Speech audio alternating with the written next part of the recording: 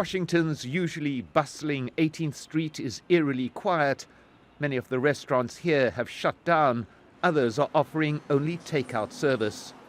The reality behind these closed spaces is the loss of hundreds of jobs. Restaurant workers are effectively being laid off, as few of the businesses offer either paid or sick leave. Gregory Allen has worked in the restaurant business for 13 years.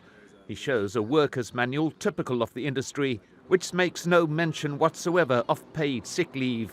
He cannot afford private insurance and says he would not seek health care even if he tested positive for the virus.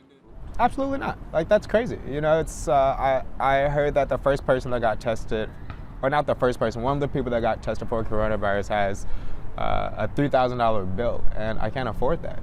Healthcare should be free. The potential cost to the individual is prohibitive.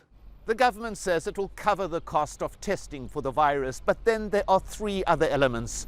Firstly, the patient needs to go to a doctor. That will cost $200 to $600. Then there's the issue of CAT scans or X-rays. That will run the cost up to something like $1,000. But this is only the beginning of the expense.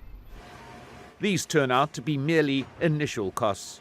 And then if you need to go into the hospital, you're going to end up probably spending anywhere from $50,000 to $100,000. And if you don't have health insurance, you're unlikely to do any of the three. Spend the $200, spend the $500, and certainly spend the $50,000 to $100,000. And so people are going to try to self-medicate, and that is going to be a serious problem for all of us. The issue of free health care has been one of the central issues in this election year. But Democratic Senator Bernie Sanders is the only presidential contender who advocates this with no reservation.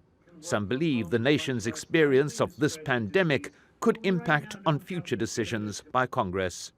So I think we will, in fact, see some kind of change as we realize that it's how important it is for each American to have access to care in a crisis. Now, whether or not we can translate that into a non-crisis situation, I can't answer. The argument about free health care is likely to continue long after these restaurants once again open their doors.